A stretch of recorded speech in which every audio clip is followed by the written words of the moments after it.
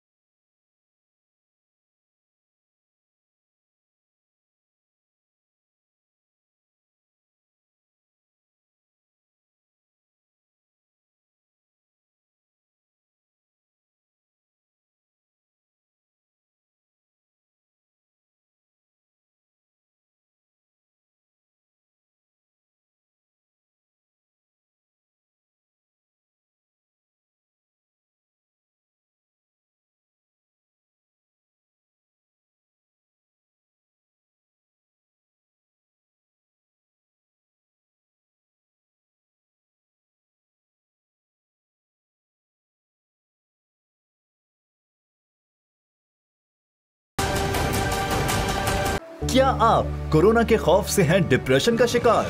अब ना हो परेशान।